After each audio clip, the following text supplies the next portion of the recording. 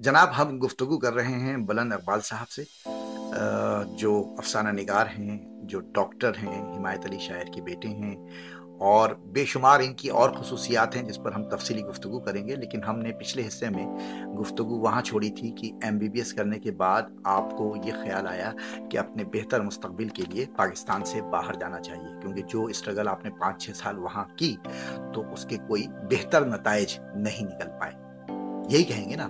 जरूर यासिन बेग साहब, बिल्कुल सच्ची बात यह है कि ये आसान नहीं होता है। हम्म। बहुत सी चीज़ें आसान नहीं होती हैं मगर बयान नहीं की जाती हैं, ये सोच के कि भाई ये बड़ी पर्सनल बातें हैं। मगर चूंकि हमारी और आपकी बिल्कुल और आजकल क्या पर्सनल और क्या अनपर्सनल, बहुत सी चीज़ें ऐसी बिल्कुल। हैं जो मेरा ख्याल है पता होनी चाहिए। मेरा ये ख्याल है कि माँ बाप को अपने एफर्ट्स, अपनी परेशानियाँ, अपने मसाइल, अपनी ज़िंदगी की जो कुछ भी उनकी फॉर्मेशन है उनको अपने बच्चों से शेयर करना चाहिए, ताकि बच्चों को अंदाज़ा रहे कि अगर उनके माँ बाप किसी जगह पहुँचे हैं मुश्किल से, क्योंकि मैं तो कहीं नहीं पहुँच पाया, मगर जिस हालत में भी पहुँचे वो आसान नहीं था। वो सब कुछ थाली में मिलकर नहीं हुआ। लाइक हमारे अम्मी अब्बू ने जिंदगी गुजारी और हिंदुस्तान से पाकिस्तान आके झोपड़ी बनाई थी, उस झोपड़ी के अंदर से झोपड़ी से जिंदगी शुरू।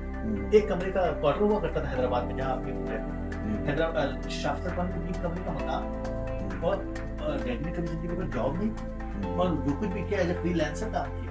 और जब वो रिटायरमेंट की कमोबेश खरीद थी तब उन्हें एक प्रोफेसरशिप मिली और यूनिवर्सिटी में, और उसके बाद भी कहीं जाकर फिर हमारे हालात भी बदले। लेकिन हम देख रहे थे कि हमारे कितनी मेहनत, आसान नहीं है जिंदगी बनाना। और इसीलिए मैं समझता हूँ कि फाइनेंस इंपॉर्टेंट चीज, इसको आप नजरअंदाज नहीं कर सकते। जाहिर। यहाँ पर भी आके चूंकि एक मुश्किल जिंदगी आप गुजारते हैं तो आपको अंदाजा होता है। तो आप पहले अमेरिका आए?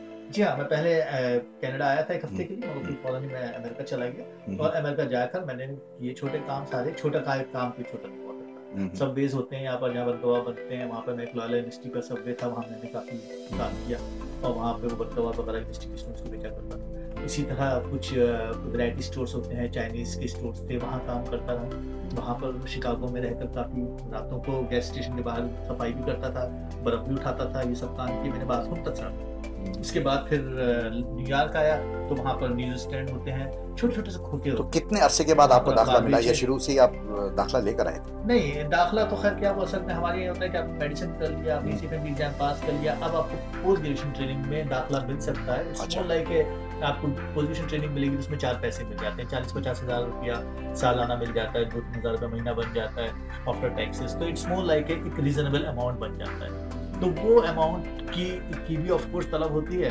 और दूसरा ये भी कि आपकी पोजीशन ट्रेनिंग है तो वही रिक्वायरमेंट आपकी पूरी हो जाती है अमेरिकन बोर्ड या स्पेशलाइजेशन करने। ठीक है। तो इस तरह से मुझे फिर इस दौरान कुछ एक्सटर्नशिप और कुछ दोस्तों की मदद और कुछ इस तरह से बातें बढ़ी आगे। बल्कि इसमें कुछ दोस्त ऐसे थे जिन्होंने मेरी बहुत अच्छे दोस्त, तो हमेशा उनकी कदर करनी चाहिए। शरफुद्दीन मेरे बहुत अच्छे दोस्त हैं, सर्वर शरफुद्दीन अभी भी न्यूयॉर्क में, मैं तो हम भाइयों की तरह हैं। तो इस तरह से हम दोस्तों की मदद और मोहब्बतों से ऐसा होता है कि आप किसी की मदद करते हैं, कोई आपकी मदद करता है, यूँ जिंदगी आगे बढ़ती है। बिल्कुल। तो मुझे न्यूयॉर्क, तो कितने साल पढ़ाई की आपने? 3 साल मैंने पोजीशन ट्रेनिंग। अच्छा, ठीक है। उसके बाद फिर मैं अमेरिकन बोर्ड करके जब मैं पास आउट हो गया तो फिर मैं कनाडा। असल में हुआ ये कि ये सन 2000 की बात है, और मेरे वालिद ने कहा कि बेटा बहुत हो गया, अब तुम शादी कर लो। अच्छा। तो फिर वो मरहला आया शादी का, और मैं पाकिस्तान आया, और फिर शादी का सिलसिला हुआ। तो यूँ मेरी वाइफ शजिया की ज़िंदगी में शामिल हुई, और एक तरह से स्मॉल लाइक मैच्योर लव, मुझे अच्छी लगी वो मेरे शादी। अच्छा। और उसके बाद फिर मैं वापस आया, तब के बाद मैं कनाडा।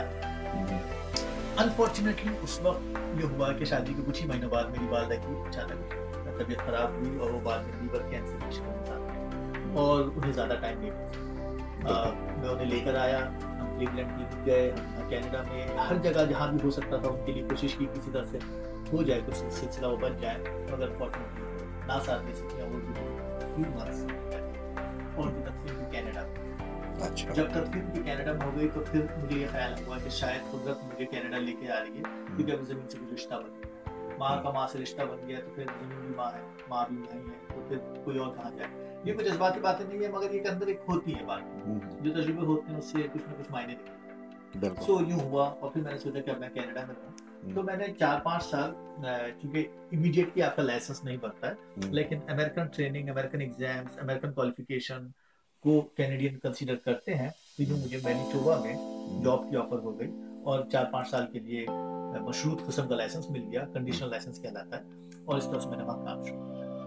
आफ्टर 4-5 इयर्स मुझे ऐसा लगा कि मुझे ऑन्टेरियो आ जाना चाहिए, क्योंकि मुझे सोशल लाइफ में मिस कर रहा था कि एक अच्छी सोशल लाइफ में। तो मैं दोबारा अमेरिका गया फेलोशिप करने, क्योंकि यहाँ की रिक्वायरमेंट ये थी कि अगर आप एज ए स्पेशलिस्ट काम करना चाहते हैं you should have few more years training. तो मैं यूँ अमेरिका दोबारा गया और वहाँ से मैंने फेलोशिप की, और फिर ओरेगन हेल्थ साइंसेज यूनिवर्सिटी से, और फिर मैं वापस आया, तो अपनी बार ऑन्टेरियो में, और यहाँ पे मैंने जॉब। अच्छा, तो अब तो अपनी जिंदगी से आप मुतमईन हैं, कैरियर से? हाँ, मतलब ये कि इतना ही मैं चाहता था और इतना ही हुआ। सच्ची बात ये कि ये मैं उन लकी लोगों में से हूँ जो चाहते हैं उनके साथ उतना हो जाता है, बल्कि मुझे तो बहुत ज्यादा मिल गया। सच्ची बात ये कि मुझे खुदा का शुक्र अदा करना चाहिए, लेकिन ये कि मेरे एफर्ट्स के लिहाज से मुझे बहुत कुछ मिल गया। यही मेरा खौफ था कि मैं एज ए फिजिशियन काम करूं। अब ये जरूर है कि सवाल है कि आप वापस क्यों नहीं गए। जाहिर उस मुल्क में आपको बहरहाल अगर नौकरी नहीं दी, लेकिन बाकी बहुत सारी चीजें तो दी ना उस मिट्टी ने, तो वो वतन कभी याद आता है, या फिर वही चीज़ आप पे लागू होती है कि पैसे के लिए या अपने कैरियर के लिए या अपनी एक फैमिली लाइफ बनाने के लिए, एक अच्छी जगह रिहाइश के लिए आपने अपने वतन को छोड़ दिया? अब उसमें बहुत सारे मसाइल हैं। हाँ, मुख्तसरन उसको बता दीजिए जरूर। मैं मुख्तसरन बताते चलूँ कि वहाँ जाने की ख्वाहिश किसमें नहीं। वहाँ रहने वालों को सबको पता है कि जमीन से, तहजीब से, मजहब से, अपनी सोसाइटी से रिश्ता तोड़ना आसान नहीं है। बिल्कुल, ये बहुत मुश्किल काम है। लेकिन सबसे बड़ा सवाल ये है कि आप एक सोसाइटी में जाने से पहले फिर 100 बार सोचते हैं। जिस दिन मेरी फ्लाइट थी, ठीक उस दिन मेरे साथ एक पीडियाट्रिशियन थे, उनको शूट किया गया उनके क्लिनिक कराची में। और जिस दिन मेरी फ्लाइट थी उससे एक हफ्ते पहले हम गलती से लांडी के इलाके में चले गए थे। मेरे साथ मेरे दोस्त थे, हमें रात 11 बजे असलहे पे बाज़ाब्ता क्लैशनकोफ पे खड़ा किया गया। वो दिन शायद मेरी जिंदगी का आखिरी दिन था। वो तो शुक्र है कि मेरी जेब में से कुछ चीज ऐसी निकली नहीं कि क्योंकि वो मुतहदा और उनके इलाके थे, तो वो उनके आपस की क्लैश थे, और हम तो वहाँ गए थे किसी और काम से, हमारा तो ऐसी सियासत में ताल्लुक है। तो आप जरा समझिए कि सूरत हाल किस तरफ है कि आप वहाँ पर, मैं ये नहीं कह रहा कि वहाँ डॉक्टर्स काम नहीं करते, डॉक्टर्स काम करते हैं वहाँ पर, लेकिन अब जबकि आप इस मुल्क में आ गए हैं तो आप बहुत सी चीजों को सोचने लगते हैं कि भाई आप